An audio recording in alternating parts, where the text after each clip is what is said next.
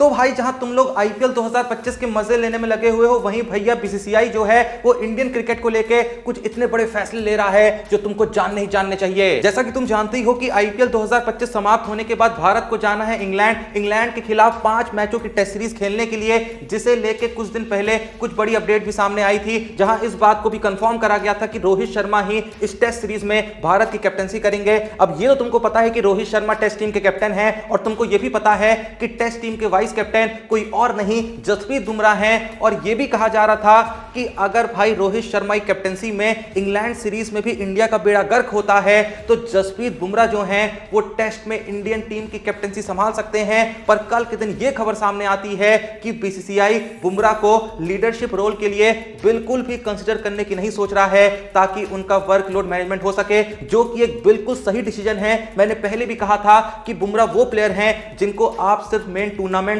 और main series में लेके जाते हैं। तो ऐसे में आप किसी उस प्लेयर को कैप्टन बनाना नहीं चाहते हैं जो असल में लगातार टीम का पार्ट ही ना रहे, जो कि सही भी है। हमें बुमराह भाई मेन सीरीज में चाहिए, बीच बीच में इंजर्ड होते रहते हैं, और जब इंजर्ड होते हैं तो लंबे वक्त के लिए चले जाते हैं। और भाई इंजरी के बाद अक्सर देखा गया है कि प्लेयरों की परफॉर्मेंस वैसी नहीं रहती है जैसी कि इंजरी के पहले हुआ करती थी। अभी भी जब बुमराह इंजरी से लौटे हैं आईपीएल में, तो कहीं ना कहीं पता चलता है कि ये बुमराह वो बुमराह नहीं है जिस बुमराह को हम पिछले 8-10-12 महीनों से देख रहे थे। हाँ, फिर भी ये जो बुमराह है काफी बेहतर है। तो ऐसे में बुमराह को लेके तो भाई कोई रिस्क लेना ही नहीं चाहिए, उसको सिर्फ आप एज अ बॉलर खिलाइए, और कैप्टन किसे बनाना है इसके बारे में किसी और प्लेयर के बारे में सोचिए। पर कल के दिन भाई ये भी पता चलता है कि टेस्ट क्रिकेट के अंदर भी बीसीसीआई जो है वो शुभमन गिल को एक स्ट्रॉन्ग कैंडिडेट मान रहा है लीडरशिप रोल के लिए। भाई मैं इस चीज से बिल्कुल एग्री नहीं करूंगा। चलो 2 पल के लिए ओडीआई में आप रोहित शर्मा के जाने के बाद गिल को एक कैप्टनसी का उत्तराधिकारी समझ सकते हैं, लेकिन टेस्ट फॉर्मेट के अंदर तो शुभमन गिल के खुद के फॉर्म के लगे रहते हैं। तो ऐसे में आप उनको कैप्टनसी सौंपने के बारे में सोच भी कैसे सकते हैं। अगर आपको ना याद हो तो मैं बता दूं कि शुभमन गिल ने टेस्ट में 32 मैचों में मात्र 1893 रन मारे हैं, वो भी 35.05 की एक बहुत ही वाहियात एवरेज के साथ। इंडिया के बाहर तो भाई गिल के स्टैट्स इतने खराब हैं जिनके बारे में बात ही नहीं करनी चाहिए। यही रीजन है कि बीच बीच में गिल को टीम से ड्रॉप भी किया जाता है। तो भाई जिस बंदे की टीम में अभी जगह ही फिक्स ना हो, आप आखिर उसको टीम का कैप्टन बना दें, ये थोड़ी सी जल्दबाजी होगी। इससे बेहतर तो मैं कहूंगा कि आप ऋषभ पंत को एज अ कैप्टन टेस्ट में कंसीडर कर सकते हैं, अगर रोहित शर्मा के बाद आप किसी को सोच रहे हैं। क्योंकि भले ही ऋषभ पंत का फिलहाल आईपीएल में फॉर्म उतना अच्छा नहीं चल रहा है, पर टेस्ट क्रिकेट में ऋषभ पंत को लेके फिर भी ये एश्योरिटी रहती है कि भाई ये लंबे वक्त तक खेलेगा, कीपिंग भी करते हैं और बैटिंग में भी इतना योगदान दे जाते हैं कि आप उनको लगातार हर सीरीज में, खासकर टेस्ट क्रिकेट के अंदर भेज सकते हैं। और भाई देखो, इससे भी एक बड़ा सजेशन मैं यहां पे देना चाहूंगा, जिसके बारे में बहुत लोग सोचते नहीं हैं, जिसके बारे में मैं कई बार पहले भी कह चुका हूं कि भाई चाहे ओडीआई क्रिकेट की बात करें, चाहे टेस्ट क्रिकेट की बात करें, मेरे हिसाब से अय्यर भाई सच में एक अच्छे लीडर हैं। उन्होंने कई मौकों पे ये प्रूव करा है कि वो एक अच्छे कैप्टन बन सकते हैं। तो अभी भले ही आप उनको टेस्ट फॉर्मेट में कंसीडर नहीं कर रहे हैं, सबसे पहले आप उनको टेस्ट क्रिकेट में वापस लेके आइए, क्योंकि भाई टेस्ट क्रिकेट से जाने के बाद उन्होंने जहां भी डोमेस्टिक क्रिकेट में टेस्ट फॉर्मेट खेला है वहां उन्होंने अच्छी खासी परफॉर्मेंस दी है। चाहे ईरानी कप हो, चाहे रणजी हो, हर जगह परफॉर्म करके आए हैं। तो ऐसे में आप उनको वापस लाने के बारे में सोचिए। और अगर उनके बल्ले से टेस्ट में रन निकलते हैं, क्योंकि रन तो इस समय भाई किसी के बल्ले से भी कुछ खास नहीं निकल रहे हैं, तो अगर अय्यर एक डिसेंट परफॉर्मेंस भी दे देते हैं तो आप उनको कैप्टन बनाने के बारे में सच में सोच सकते हैं। क्योंकि भाई चाहे गिल हो, चाहे पंत हो, मेरे हिसाब से इन दोनों कंपैरिजन में, या फिर रोहित शर्मा के जाने के बाद जितने भी प्लेयर्स बचेंगे उन सभी के कंपैरिजन में एक अच्छा कप्तान भाई अय्यर ही हो सकता है। तुम्हारा क्या सोचना है कमेंट सेक्शन में बता दो। और अब मैं तुमको इसी चीज का एक इतना बड़ा सबूत देने वाला हूं कि भाई गारंटीड तुम भी कहने पे मजबूर हो जाओगे कि भाई रोहित शर्मा के जाने के बाद अगर ओडीआई की बात करें या फिर टेस्ट की, किसी को कैप्टनसी के लिए कंसीडर करना चाहिए तो वो कोई और नहीं, वो श्रेयस अय्यर ही होने चाहिए। लेकिन उससे पहले भाई जो बात मैं इतने लंबे वक्त से समझाए जा रहा हूं वो तो समझ जाओ। अब तो आईपीएल खत्म होने में कुछ भाई 20, 22, 23 दिन का वक्त बाकी है। ऐसे में अगर अब भी तुमने डिस्क्रिप्शन में दिए हुए लिंक से हमारे Telegram channel Crick time with Joshi को ज्वाइन नहीं करा है तो भाई बहुत बड़ी गलती कर रहे हो। कितनी बार बताऊं कि क्रिक टाइम विद जोशी पे क्रिकेट वर्ल्ड की और आईपीएल 2025 की जितनी बड़ी और सबसे इंपॉर्टेंट अपडेट्स होती हैं वो सबसे पहले आप तक पहुंचाई जाती हैं। और साथ ही साथ भाई आईपीएल 2025 के हर मैच में हम 10 क्रिक के साथ मिलकर आपके लिए जो भाई प्यारी प्यारी प्रेडिक्शंस लेके आते हैं, वो सिंपल प्रेडिक्शन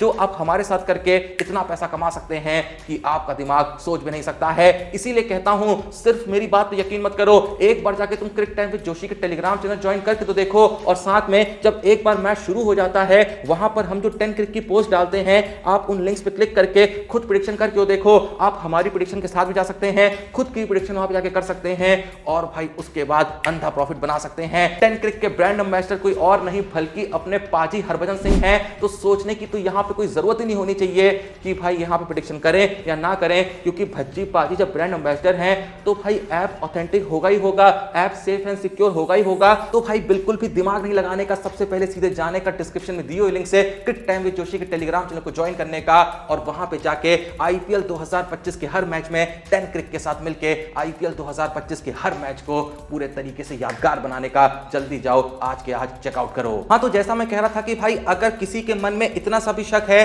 कि अय्यर को आने वाले वक्त में रोहित शर्मा के बाद टेस्ट या फिर ओडीआई में कैप्टनसी सौंपनी चाहिए या नहीं सौंपनी चाहिए, तो अब मैं तुमको एक बहुत ही बड़ा सबूत देने वाला हूं कि क्यों भाई अय्यर बार बार इस बात को प्रूव कर चुके हैं कि हाँ वो एक सच में अच्छे कैप्टन हैं। और भाई देखो, जब एक अच्छा कैप्टन मिल जाए ना तो बैटिंग में थोड़ी सी चीजें ऊपर नीचे भी हो जाए तो ज्यादा ध्यान नहीं देना चाहिए। भाई कई सीरीज से खासकर टेस्ट के अंदर रोहित शर्मा कैप्टनसी के बलबूते ही खेल रहे हैं, बैटिंग में कुछ खास कर नहीं पाए हैं और पिछले कुछ टाइम से तो व्हाइट बॉल फॉर्मेट में भी उनका बल्ला ज्यादा चल नहीं रहा था। हाँ ठीक है, उससे थोड़ा पहले अच्छी खासी परफॉर्मेंसेस दे रहे थे, लेकिन पिछले 3-4-5 महीनों में रोहित शर्मा किसी भी फॉर्मेट में कुछ खास कर नहीं पाए हैं। लेकिन वो एक अच्छे कैप्टन है, लंबे वक्त से इंडिया की कैप्टनसी कर रहे हैं, तो ऐसे में उनकी बैटिंग परफॉर्मेंस को, उनके बैटिंग फॉर्म को थोड़ा सा नजरअंदाज कर दिया जाता है।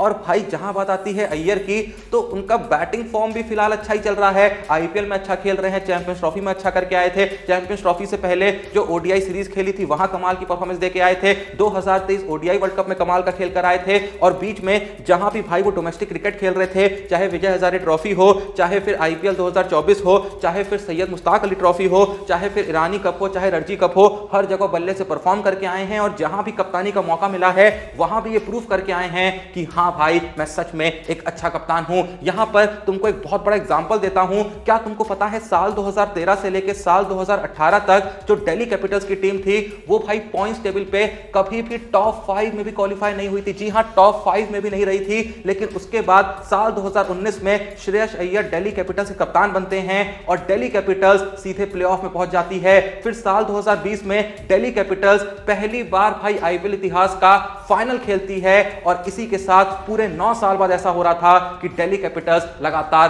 2-2 बार प्लेऑफ में पहुंच जाती है। किसकी कैप्टनसी के under? None other than Shreyas Iyer की कैप्टनसी के अंडर। उसके बाद अगर केकेआर की बात करें तो साल 2015 से लेकर साल 2023 तक केकेआर प्लेऑफ में 4 बार क्वालिफाई हुई थी, लेकिन एक भी बार ट्रॉफी नहीं उठा पाई थी। पर उसके बाद अय्यर बनते हैं केकेआर के कप्तान और साल 2024 में केकेआर पूरे 10 साल बाद आईपीएल की विजेता बन जाती है। हाँ ठीक है, उस वक्त पे क्रेडिट जो है वो गौतम गंभीर को दिया गया था, लेकिन भाई अय्यर की कैप्टनसी का, अय्यर की लीडरशिप का एक बहुत ही इंपॉर्टेंट रोल रहा था। जो कैप्टनसी को समझते हैं वही इस बात से एग्री करेंगे। और इसी के साथ भाई अय्यर की ही कप्तानी में पहली बार ऐसा हुआ था कि आईपीएल इतिहास में केकेआर पॉइंट्स टेबल पे नंबर 1 पोजीशन पे फिनिश करी थी। अगर इतना सुनने के बाद भी तुमको अय्यर की कैप्टनसी स्किल्स पे शक है तो मैं बता दूं कि साल 2015 से लेके साल 2024 तक ऐसा भाई कभी नहीं हुआ था कि पंजाब ने पॉइंट्स टेबल पे 14 पॉइंट या उससे ज्यादा पॉइंट्स कमाए हों। लेकिन जब भाई अय्यर बनते हैं पंजाब के कप्तान तो साल 2025 में पूरे 10 साल बाद ऐसा होता है कि पंजाब 14 पॉइंट्स का आंकड़ा क्रॉस करती है। और अभी तो और भी मैचेस बचे हैं, ये जो 15 पॉइंट्स अभी पंजाब के हुए हैं, क्या पता 17, 19, 21 हो जाएं। पूरे 12 साल बाद ऐसा हुआ अय्यर की कैप्टनसी में कि पंजाब ने धर्मशाला में कोई मैच जीता। और भाई अगर इससे भी आसान भाषा में समझाऊं तो लास्ट बार जब पंजाब के 14 पॉइंट पॉइंट्स टेबल पे हुए थे ना, उस वक्त पे मनमोहन सिंह देश के प्रधानमंत्री हुआ करते थे। जो लास्ट आईफोन मार्केट में घूम रहा था वो आईफोन 4 था। वैभव सूर्यवंशी उस वक्त पे मात्र 3 साल के थे। उस वक्त पे 10 ग्राम सोना मात्र 28,000 रुपए का मिलता था। और उस वक्त पे Arjun Kapoor box office hit दिए हुए थे टू स्टेट्स नाम की मूवी में। मतलब तब से वक्त कितना बदल चुका है, तब से लेके अब तक पंजाब भाई 14 पॉइंट या उससे ज्यादा पॉइंट्स टेबल पे नहीं कमा पाई थी। लेकिन जैसे ही अय्यर कप्तान बने तो उन्होंने बल्लेबाजी में तो दमखम दिखाया ही दिखाया, मैच विनिंग परफॉर्मेंसेस तो खेली, लेकिन साथ में अपनी कैप्टनसी के बलबूते पे वो कर दिखाया जो पिछले काफी वक्त से पंजाब किंग्स के साथ हुआ ही नहीं था। तो भाई आखिर कोई एक अच्छा कप्तान कैसे प्रूव करेगा कि वो एक अच्छा कप्तान है? भाई 10, 12, 13, 14, 15, 16 टूर्नामेंट्स में बंदा ये बार बार प्रूव कर चुका है कि भाई जब मैं कैप्टन बनता हूं तो मैं बैटिंग में भी डिलीवर करता हूं, कैप्टनसी भी कमाल की करता हूं और मोस्ट ऑफ द टूर्नामेंट्स मैं जितवा के आता हूं। अगर उसके बावजूद भी बंदे को इतना सा भी कंसीडर ना करा जाए उसकी इंटरनेशनल टीम में कैप्टनसी के लिए, तो भाई ये तो बहुत ही शर्म की बात है। भाई अभी हाल ही में रिकी पॉन्टिंग ने एक प्रेस कॉन्फ्रेंस में खुला ही ऐलान कर दिया था कि अय्यर को क्रिकेट की बहुत ही अच्छी समझ है, वो गेम को बहुत ही अच्छे समझते हैं, वो काफी कूल रहते हैं, काफी काम रहते हैं और अंदर ही अंदर कुछ ऐसे डिसीजन लेते हैं जो मैच को पूरे तरीके से चेंज कर देते हैं। इवन उन्होंने ये भी कहा था कि इंडियन टीम को सच में अय्यर को आने वाले वक्त में कैप्टनसी के लिए कंसीडर करना चाहिए। अब आप लोग का इस बारे में जो भी सोचना है कमेंट सेक्शन में बता दीजिए। एंड जैसा मैंने कहा कि भाई अब ज्यादा मैचेस नहीं बचे हैं आईपीएल 2025 में, तो इस मौके को बिल्कुल ही मिस मत करो। अभी के अभी जाओ, प्लीज कह रहा हूं, अभी के अभी जाओ, डिस्क्रिप्शन में दिए हुए लिंक से क्रिक टाइम विद जोशी के हमारे टेलीग्राम चैनल को ज्वाइन करो। भाई ऐसे मौके बार बार मिलते नहीं हैं, 10 क्रिक जैसे प्लेटफॉर्म बार बार मिलते नहीं हैं, क्योंकि भाई ऐसे मौके बार बार मिलते नहीं हैं, 10 क्रिक जैसे महान प्लेटफॉर्म बार बार मिलते नहीं हैं जहां पे आप बहुत ही मामूली सी प्रेडिक्शन करके